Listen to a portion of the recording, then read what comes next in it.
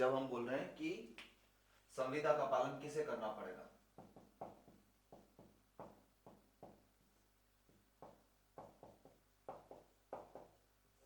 कौन करेगा, तब हमें देखना है कि संविदा किस व्यक्ति द्वारा की गई है ना। एक पार्टी ने करी है या एक से ज्यादा पार्टी है। एक पार्टी जब मैं बोल रहा हूं तो एक साइड की बोल रहा हूं, सिंगल साइड की बात कर रहा हूं। कॉन्ट्रैक्ट जब होता है तो दोनों साइड से होता है, तो दोनों साइड से एक एक पार्टियां ही थी या एक से ज्यादा पार्टी थी, है ना।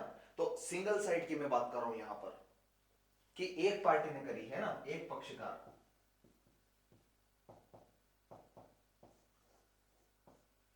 तब संविदा का पालन किसे करना होगा।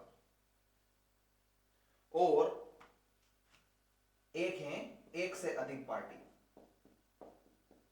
यानी कि संविदा के अंतर्गत ही एक से अधिक पक्षकार थे, तब कौन करेगा यह हमें देखना है। तब किसका दायित्व है संविदा को पालन करने के लिए। तो सबसे पहले हम देखते हैं सेक्शन 40 में।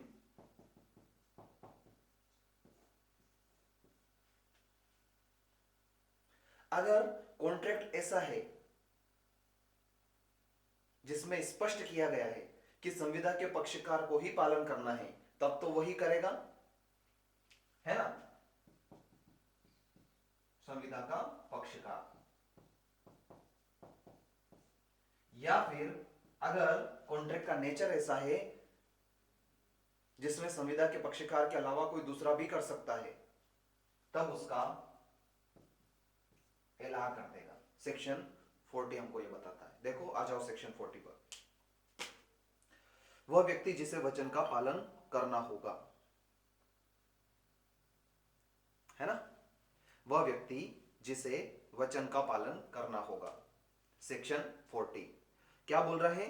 यदि मामले की प्रकृति से प्रतीत होता है कि संविदा के पक्षकारों का यह आशय था कि उसमें अंतर्विष्ट किसी वचन का पालन स्वयं वचनदाता द्वारा किया जाना चाहिए, तो ऐसे वचन का पालन वचनदाता को ही करना होगा। इसका इलस्ट्रेशन ख देखो, बी वाला कैसा इंटेंशन है। ख के लिए एक रंग चित्र बनाने का वचन क देता है। अब आगे वचन, ये जो रंग चित्र है, पेंटिंग जो है, ये किसको बनानी होगी, क को ही बनानी होगी। क्या क के स्थान पर य म झ जो भी है वो बना सकते हैं क्या, उसके एलार नहीं बना सकते हैं। ये विशिष्ट योग्यता है क की। पेंटिंग अभी मान लो मैं पेंटर हूं, मैं पेंटिंग कर सकता हूं, जरूर थोड़ी आप सब भी कर सकते हो। मैं नहीं कर पा रहा हूं तो आप आके कर दोगे क्या, नहीं कर सकते ना। ये मेरी विशिष्ट योग्यता है कि मैं पेंटिंग कर सकता हूं, तो मुझे ही करना पड़ेगा। अगर कॉन्ट्रैक्ट ऐसा हुआ था पेंटिंग बनाने का, तो पेंटिंग उसी व्यक्ति को करनी पड़ेगी। अगर कॉन्ट्रैक्ट ऐसा हुआ था सिंगिंग करने का, तो उसी व्यक्ति को आना पड़ेगा। अगर कॉन्ट्रैक्ट ऐसा हुआ था डांस करने का, तो उसी व्यक्ति को आना पड़ेगा। अगर ऐसा इंटेंशन था तो परफॉर्मेंस एक पक्षकार वही करेगा, और अगर ऐसा इंटेंशन नहीं था तो आपका आगे का पार्ट क्या बोल रहा है। अन्य दशाओं में वचनदाता या उसके प्रतिनिधि उसका पालन करने के लिए किसी सक्षम व्यक्ति को नियोजित कर सकेंगे। अन्य दशाओं में एलआर भी कर सकेंगे और दूसरे व्यक्ति को भी वो अपॉइंट कर सकते हैं।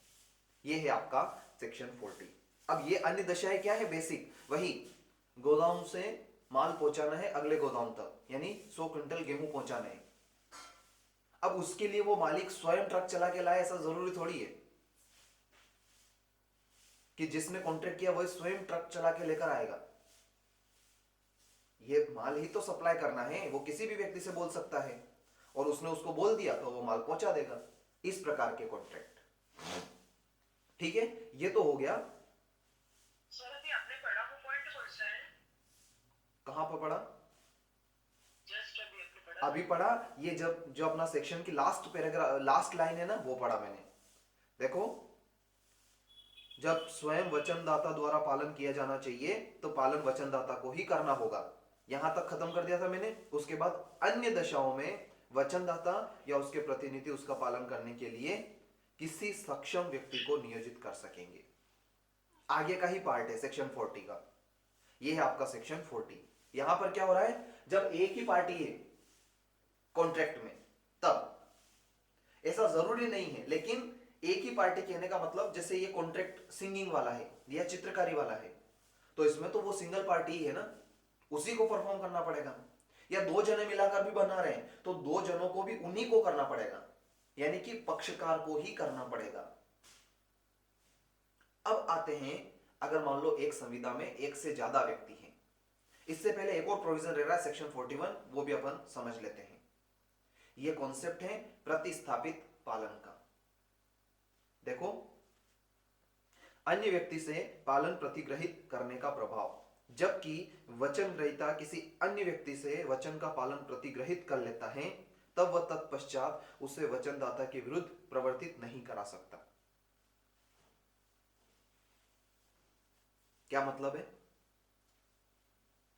एक व्यक्ति है बी, एक व्यक्ति ए से उसने करार किया, भैया तुम मेरे लिए मकान बनाओ, मैं तुमको, जो भी ठेकेदार था वो या इंजीनियर था, उससे कॉन्ट्रैक्ट किया कि तुम ये मकान बनाओ, मैं तुमको तुम्हारा पेमेंट जो है दूंगा, लेकिन मकान 8 महीने में बनना चाहिए। 8 महीने में वो मकान नहीं बना पाता, अभी तो उसने काम ही शुरू नहीं किया, तो बी ने किसी दूसरे व्यक्ति से बोल दिया कि तुम मकान बना लो, तो वापस से आप उससे रेमेडी ले सकता है वो, लेकिन वो कॉन्ट्रैक्ट परफॉर्म करने के लिए बोलेगा क्या कि तुम वापस से इस मकान को गिराकर तुम ही बनाओ।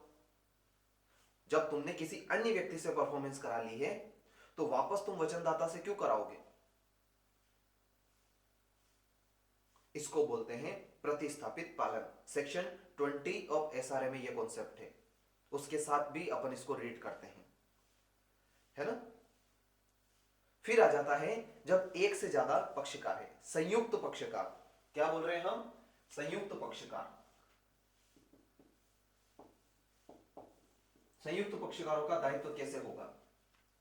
कैसे? मान लो ये एक व्यक्ति हैं, 1, 2 और 3, ये 3 व्यक्ति हैं। इन तीनों व्यक्तियों ने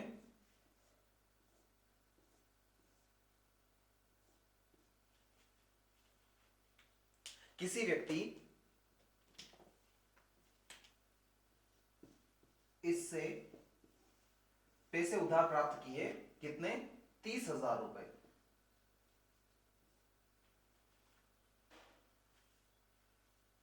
क्या तीनों को लौटाने पड़ेंगे क्या?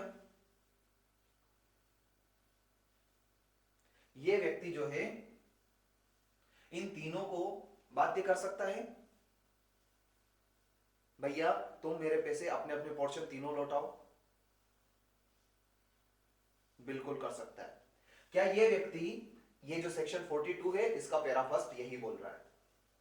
फिर क्या ये व्यक्ति इनमें से किसी एक को बोल सकता है क्या कि तुम मेरे पैसे लौटाओ, सारे ही पैसे लौटाओ? बोल सकता है। ये एक व्यक्ति या तो तीनों को बोल दे या तीनों में से किसी एक को बोल दे, भैया पूरे 30,000 रुपए तुम इसको लौटाओ। जब ये तीनों के बोल रहा है तो इसने 20,000 रुपए इन दोनों के एक्स्ट्रा लौटाए ना, अगर मान लो ये लौटाता है तो। तब क्या ये पहला व्यक्ति इन दोनों को बोल सकता है क्या कि भैया मेरे अपने अपने हिस्से दो? बोल सकता है ना। और अगर मान लो इनमें से यही व्यक्ति हिस्सा देने से मना कर दे,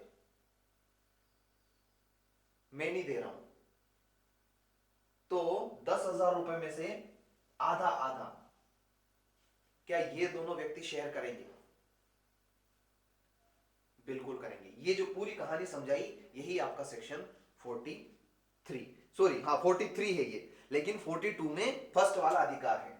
ये जो है ना सेक्शन के, इसको पैसे प्राप्त करने का अधिकार है, ये तीनों से मांग सकता है, ये है 42। उसके बाद ये एक से भी मांग सकता है, ये वाला व्यक्ति इन दोनों से भी मांग सकता है, और ये दे नहीं अगर तो वो जो नुकसान हुआ है ये दोनों वहन करेंगे। 42 और 43। देखो, संयुक्त दायित्व का न्यागमन, जबकि दो या अधिक व्यक्तियों ने, इधर देखो, दो या अधिक व्यक्तियों ने कोई संयुक्त वचन दिया हो, तब यदि तत्प्रतिकूल आशय संविदा से प्रतीत नहीं हो तो यह वचन ऐसे सब व्यक्तियों को अपने संयुक्त जीवन के दौरान और उनमें से किसी की मृत्यु के पश्चात उसके प्रतिनिधि को उत्तरजीवी या उत्तरजीवियों के साथ संयुक्ततः और अंतिम उत्तरजीवी की मृत्यु के पश्चात सबके प्रतिनिधियों को संयुक्ततः पूरा करना पड़ेगा। क्या मतलब है? जब इन तीनों ने एक साथ पैसे देने का वचन दे दिया तो इन तीनों को पैसे लौटाने पड़ेंगे। फिर अगर मान लो इसमें इसकी डेथ हो जाती है, इसका एक और प्रतिनिधि आ जाता है, अब इसके प्रतिनिधि और इन दोनों को साथ मिलकर के पैसे लौटाने पड़ेंगे। फिर मान लो इन सबकी डेथ हो जाती है तो इन सबके प्रतिनिधियों को वो पैसे लौटाने पड़ेंगे। ये इनका दायित्व है। ठीक है, ये समझ में आया? बहुत बढ़िया। इसके साथ हम पढ़ते हैं सेक्शन 45। जब एक से ज्यादा व्यक्तियों ने वचन दिया हो कि हम सब मिलकर के पैसे लौटाएंगे, ये बात है सेक्शन 42 में। सेक्शन 45 बताता है जब एक व्यक्ति ने वचन दिया हो एक से ज्यादा व्यक्तियों को पैसा लौटाने के लिए। कहानी सेम है, लेकिन इसमें एक से ज्यादा व्यक्ति पैसे लौटा रहे हैं और एक व्यक्ति ले रहा है। सेक्शन 45 में क्या है? एक व्यक्ति पैसे लौटा रहा है और एक से ज्यादा ले रहे हैं। इसका उल्टा कर दो, यानी इस व्यक्ति को इन तीनों लोगों को 30,000 रुपए देने, तो 10-10 हजार तीनों को देगा।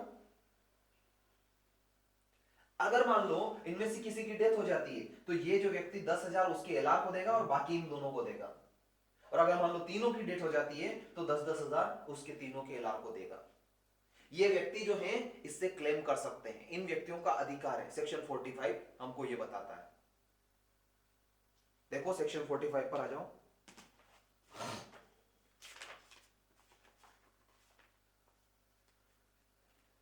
जब किसी व्यक्ति ने दो या अधिक व्यक्तियों को संयुक्ततः वचन दिया हो, एक व्यक्ति ने वचन दिया, दो या अधिक व्यक्तियों को संयुक्ततः वचन दिया हो, तब संविदा से तत्प्रतिकूल आशय प्रतीत नहीं हो तो उसके पालन के लिए दावा करने का अधिकार, जहां तक कि उसका और उनका संबंध है, उनके संयुक्त जीवन के दौरान, यानी सब जीवित है तब तक, या उनमें से किसी की मृत्यु के पश्चात मृत व्यक्ति के प्रतिनिधि यानी पहले के प्रतिनिधि को उत्तरजीवी या उत्तरजीवियों के साथ, यानी ये उत्तरजीवी है और ये प्रतिनिधि है के साथ, और अंतिम उत्तरजीवी की मृत्यु के पश्चात उन सबके प्रतिनिधियों को संयुक्तता होगा। किस बात का अधिकार होगा? इससे पैसे प्राप्त करने का। यह है आपका सेक्शन 45। समझ में आया? बहुत बढ़िया। तो ये तो बेसिक है कि किसका दायित्व होगा और किसका अधिकार होगा। सेक्शन 42 क्या बोल रहा है? जब तीन व्यक्ति किसी से पैसे लेते हैं और उसको लौटाने का बोलते हैं तो इनका दायित्व है कि तीनों लौटाएं इस एक व्यक्ति को। सेक्शन 45 क्या बोल रहा है कि तीन व्यक्ति पैसे प्राप्त करने के अधिकारी हैं एक व्यक्ति से, तो उनका अधिकार है कि वो इससे पैसे प्राप्त कर सकते हैं और उनके एलआर भी कर सकते हैं। यह है 42 और 45। अब आता है सेक्शन 43। सेक्शन 43 क्या बोल रहा है?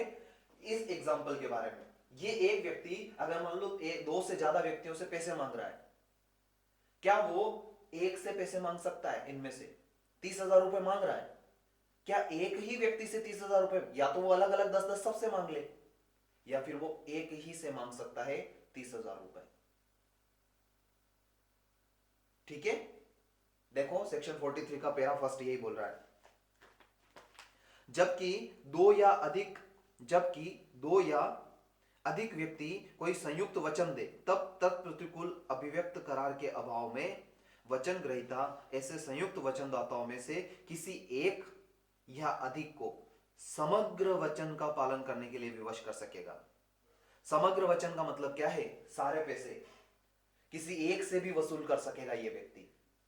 ठीक है, अब मान लो अगर इसने वसूल कर लिए 30,000 रुपए, किसी एक से वसूल कर लिए, तो एक का तो नुकसान हो गया, दो का फायदा हुआ कि नहीं हुआ? एक का नुकसान हो गया क्योंकि इसने इनके दोनों के हिस्से के भी पैसे दे दिए, तो बेचारे का पहले वाले का नुकसान हुआ ना। अरे नुकसान हुआ कि नहीं हुआ इसका? ये 30,000 रुपए इन तीनों को 10-10 हजार करके इसको देने थे, इस एक व्यक्ति ने एक ही से वसूल कर लिए, तो इसने 20,000 रुपए ज्यादा दिए कि नहीं दिए? तो नुकसान हुआ कि नहीं हुआ इसका? इस वाले का नुकसान हुआ ना। तो सर ले सकता है ना तो इनसे भी। मैं वही तो बोल रहा हूं, लेकिन नुकसान हुआ कि नहीं हुआ इसका? नुकसान हुआ तो ये इनसे लेगा कि नहीं लेगा? हाँ लेगा ही। इन दोनों से लेगा। अगला पॉइंट आपको ये बता रहा है, देखो, हर एक वचनदाता अभिदाय करने के लिए विवश कर सकेगा। दो या अधिक संयुक्त वचनदाताओं में से हर एक अन्य वचनदाता को वचन का पालन में अपने समान अभिदाय करने के लिए विवश कर सकेगा। पहले इसने दे दिए पेमेंट, लेकिन अब ये समान हिस्सा अभिदाय करने यानी पेमेंट करने के लिए ये व्यक्ति इन दोनों को विवश कर सकेगा। ये भी वचनदाता है, दोनों भी वचनदाता हैं, एक वचनदाता अन्य वचनदाता को विवश कर सकेगा पेमेंट के लिए। ठीक है, अभिदाय के लिए विवश कर सकेगा जब तक कि तत्प्रतिकूल आशय संविदा से प्रतीत नहीं हो। इसको बोलते हैं प्रिंसिपल ऑफ कंट्रीब्यूशन। फिर अगर मान लो एक देने से मना कर दे, यहां पर जो कंडीशन है 3, एक देने से मना कर दे कि मैं अपने हिस्से के 10,000 रुपए नहीं दे रहा हूं, तो चलो 10 तो ये दे देगा, 10 ये दे देगा, 20 तो हो गए, लेकिन अभी भी 10,000 बाकी है। ये एक व्यक्ति मना कर रहा है कि मैं नहीं दे रहा हूं, तब कैसे हम करेंगे? ये 10,000 रुपए कैसे एडजस्ट करेंगे? तो ये जो नुकसान है ये बाकी लोगों को वहन करना पड़ेगा। अगला पार्ट देखो, तीसरा, अभिदाय में व्यतिक्रम से हुई हानि में अंश बटाना। यदि दो या अधिक संयुक्त वचनदाताओं में से कोई एक ऐसा अभिदाय करने में व्यतिक्रम करे तो शेष संयुक्त वचनदाताओं को ऐसे व्यतिक्रम से उद्भूत हानि को समान अंशों में सहन करना पड़ेगा। है ना, एक देने से मना कर दे तो इसके हिस्से के जो